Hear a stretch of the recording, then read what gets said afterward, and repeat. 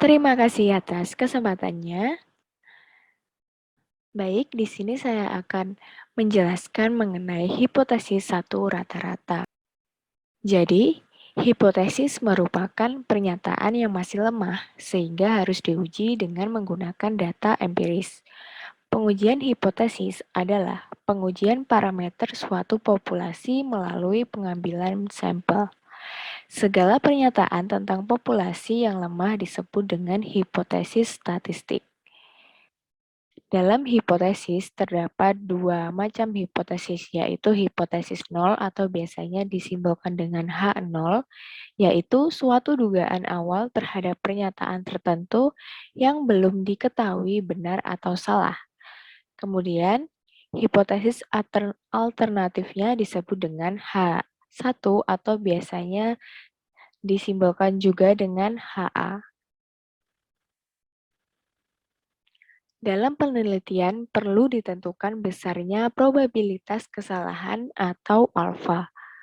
Untuk penelitian ekonomi dan sosial biasanya alfa sebesar 10% sampai dengan 5%.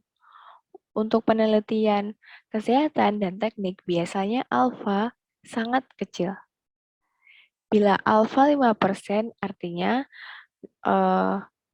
H0 ditolak ketika salah 5 kali dari 10 kali pengujian.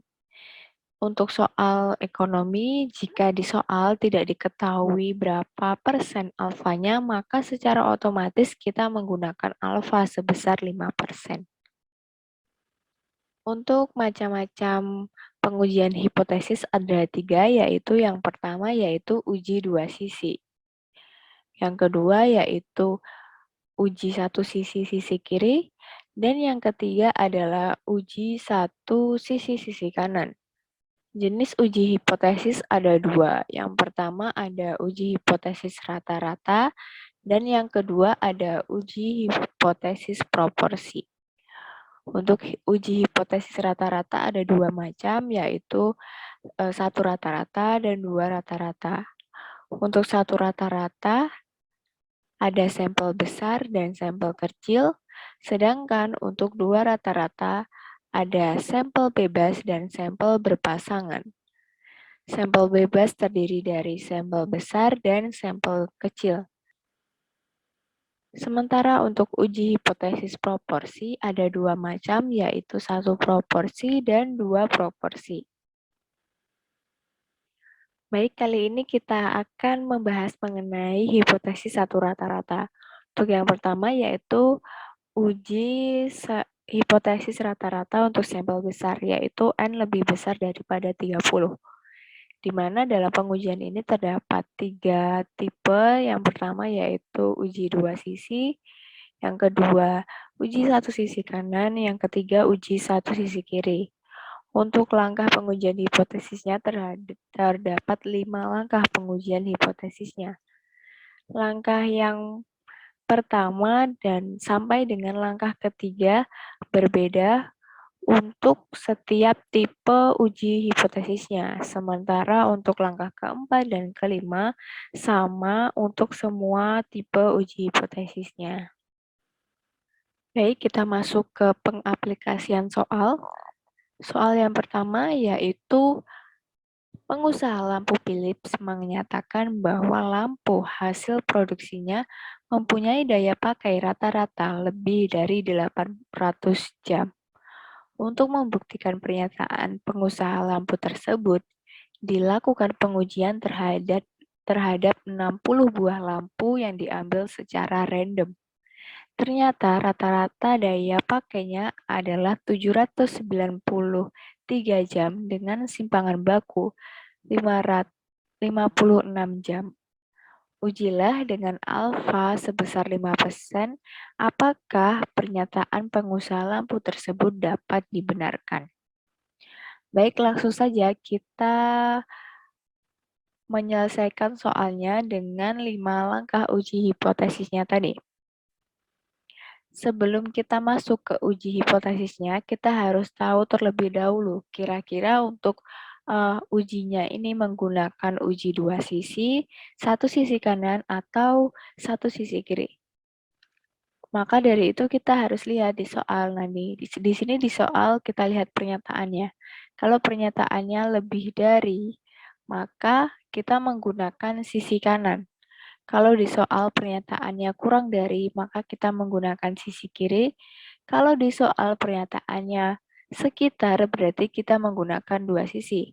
Karena di sini di soal pernyataannya menggunakan lebih dari 800 jam. Berarti kita menggunakan uji satu sisi kanan. Sehingga untuk perumusan H0 dan H1-nya yaitu H1-nya mu lebih besar dari 800.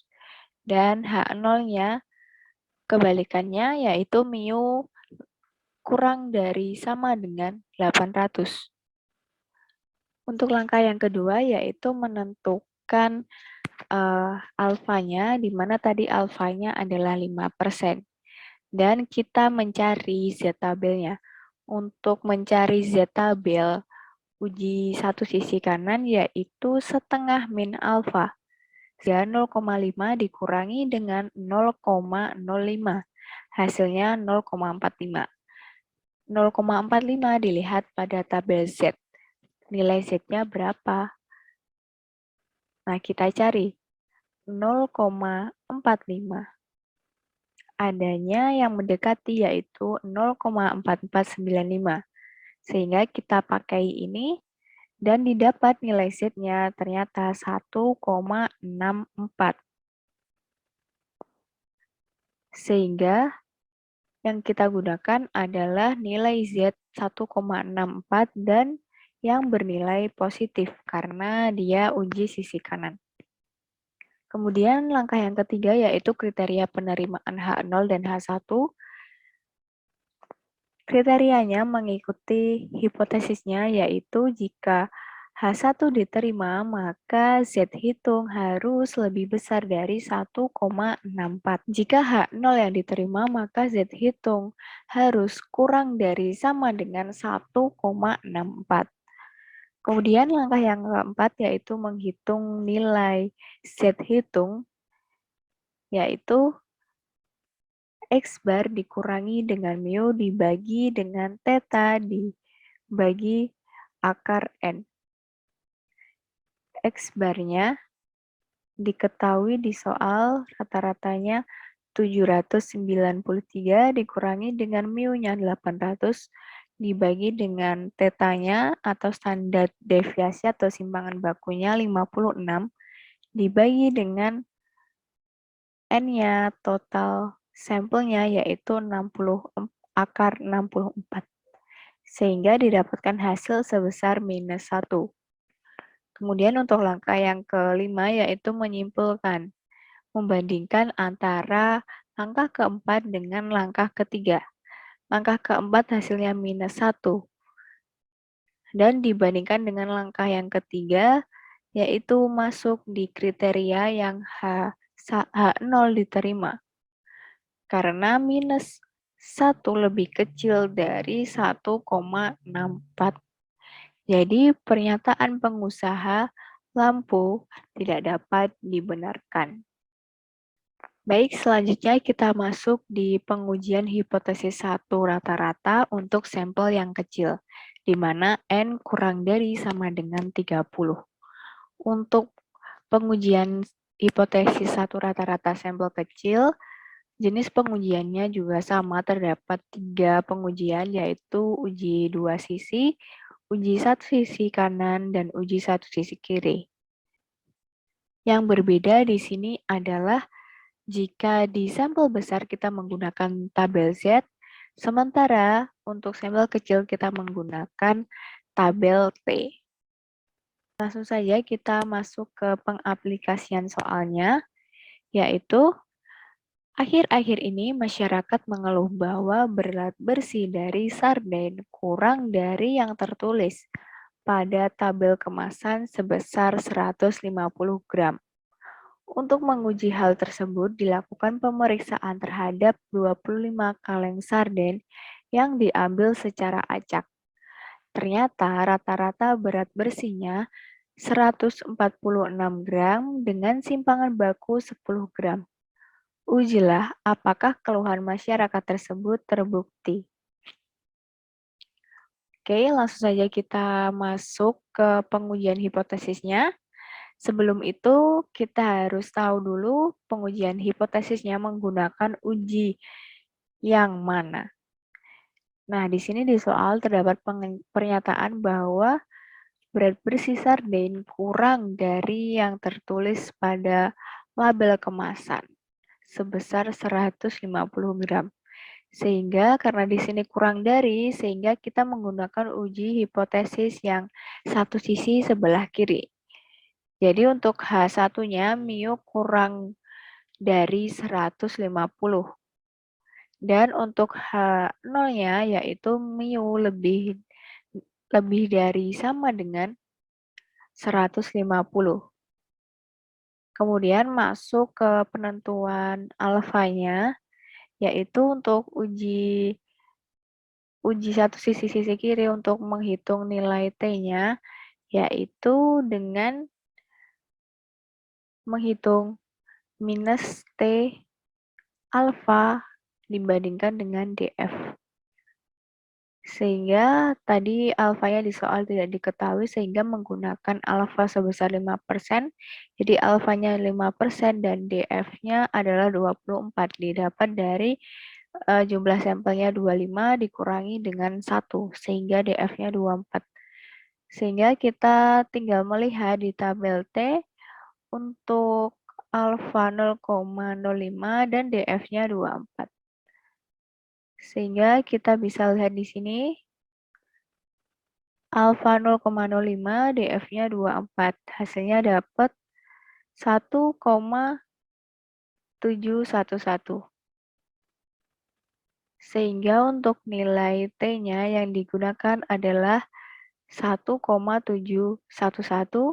Karena ini tadi ujinya sisi kiri, maka nilai yang digunakan adalah minus. Kemudian langkah yang ketiga yaitu kriteria penerimaan H0 dan H1 mengikuti dari perumusan H0 dan H1-nya. Jadi H0 diterima jika T hitungnya lebih besar sama dengan dari minus 1,711.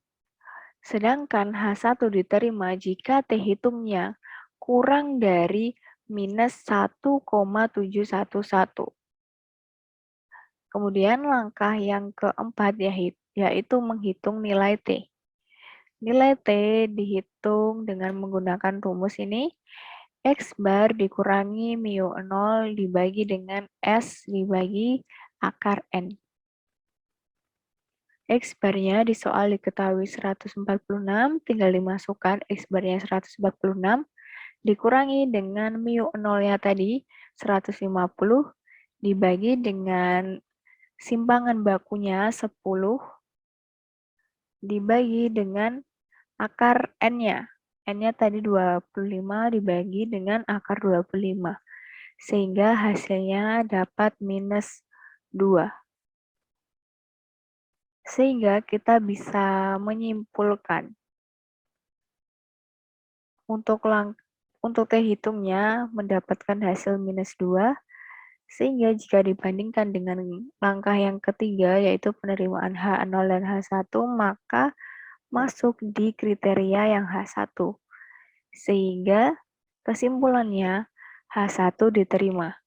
Jadi, keluhan masyarakat tersebut terbukti. Baik, cukup sekian yang dapat saya sampaikan. Kurang lebihnya mohon maaf. Semoga bermanfaat buat rekan-rekan. Terima kasih.